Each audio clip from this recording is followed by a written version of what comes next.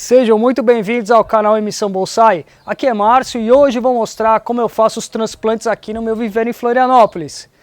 No final do vídeo eu vou mostrar também como eu recupero essas plantas depois de um transplante, depois de uma poda de raízes, e vou mostrar detalhes e dicas valiosíssimas para você usar aí no seu viveiro também. E para você entender de transplante é importante saber também como funciona o sistema radicular dessas árvores, né, que estão em vasos pequenos e tem ali um limite de crescimento dessas raízes.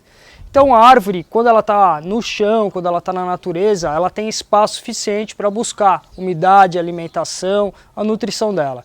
No vaso, quem dá essa nutrição, quem rega, somos nós, né? Então existe uma limitação muito grande e é disso que eu vou falar para você agora. Bom, o sistema radicular é feito de raízes mais grossas, que são raízes de sustentação, e raízes finas, que são raízes de alimentação.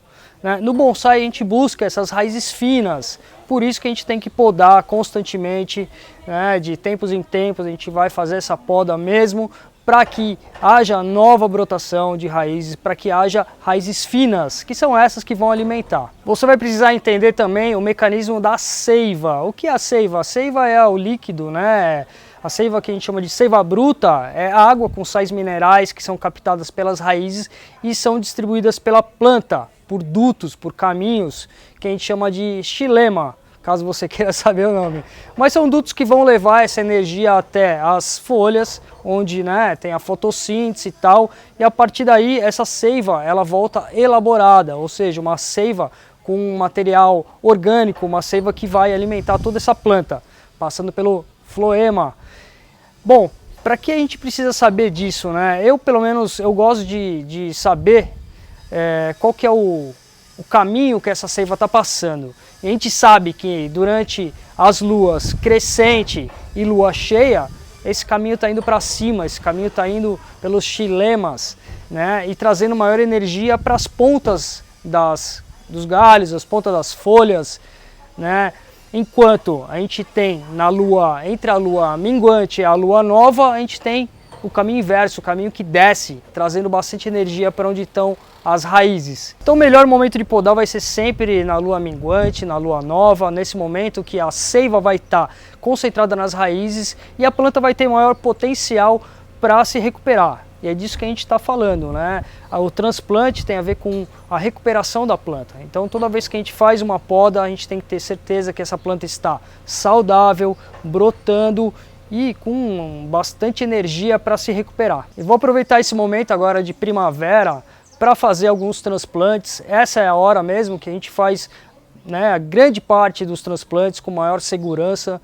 É um momento de maior força, de brotação, né? E a gente espera também aquele dia que está um pouco mais ameno, um pouco mais nubladinho, mais úmido, porque dias de sol, dias de verão, dias muito quentes também prejudicam. A planta não está se movimentando tanto, a planta fica mais fragilizada em dias extremos, né? Dias de extremo calor. Então é isso aí, hoje vamos fazer alguns transplantes aqui, eu quero mostrar para vocês alguns detalhes, vou fazer comentários, e é isso aí, divirtam-se! E como eu falei, eu vou demonstrar como eu faço os transplantes aqui no meu viveiro. Eu tô aqui com esse ficus, né? Essa é uma planta que ela já está comigo há uns 5, 6 anos. Quando ela chegou, ela estava num vaso bem pequeno, estava fraca, ela não estava brotando muito. E eu resolvi colocar ela nessa bacia. E eu vou preparar esse vaso antes de começar. Eu tenho esse vaso aqui. Eu acredito que ele vai caber muito bem, a planta vai caber muito bem nesse vaso. Vai dar um casamento bom aqui. Então o que eu preciso fazer para preparar o vaso antes de começar é colocar uma telinha de drenagem e passar os arames para amarrar a planta.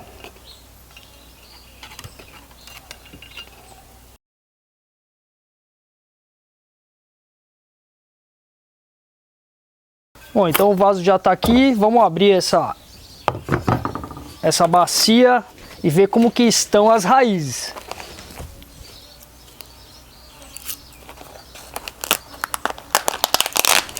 E para você que não é inscrito ainda no canal, inscreva-se e habilite as notificações para não perder nenhum conteúdo como esse.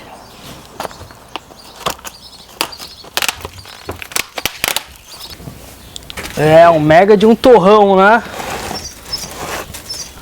Agora a gente vai ter que fazer caber naquele vaso.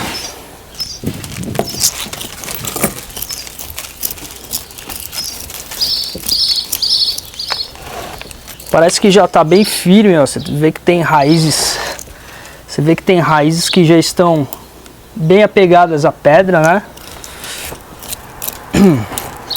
E esse é o momento certo de fazer o transplante, né? A gente está na primavera. A gente está num momento bom de brotação, que a planta está forte. E acho que ela vai muito bem naquele vaso, hein?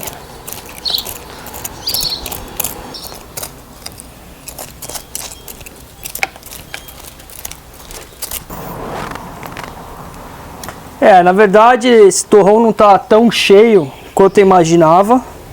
Pensei que tivesse mais raízes. Você vê que não tem tantas raízes finas, né? A gente está vendo mais raízes grossas, raízes que já engrossaram. Então essa é uma boa oportunidade de fazer essa poda e deixar essas raízes que são mais finas se desenvolver. Tem a raiz suficiente para essa planta agora se recuperar.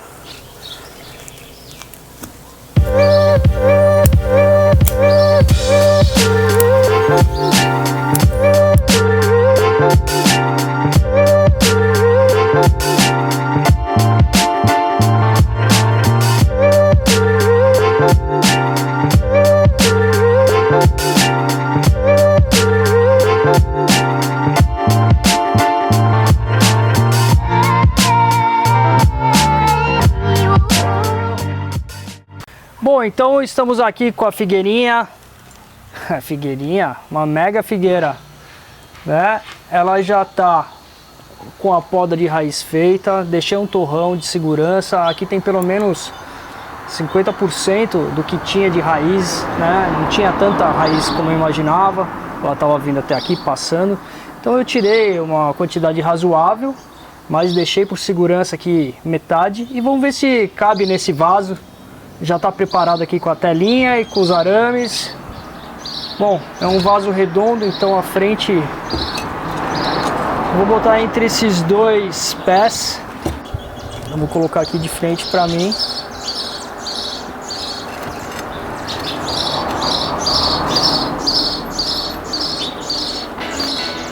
Vou colocar um pouco de substrato.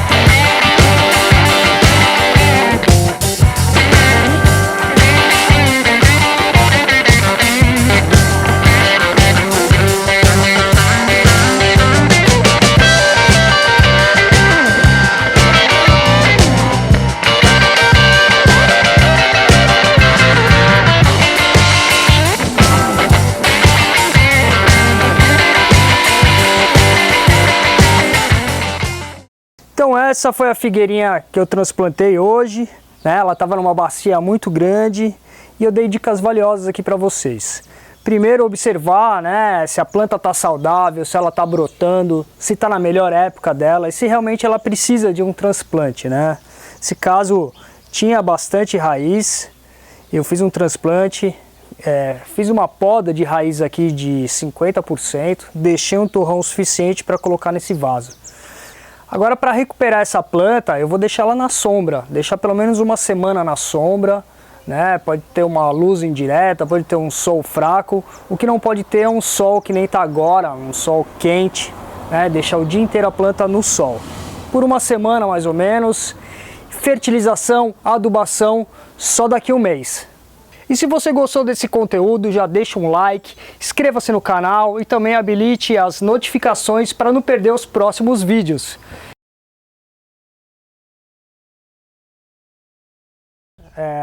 Sei lá o que. Então ali a gente vai poder podar sem, vai cortar isso aí.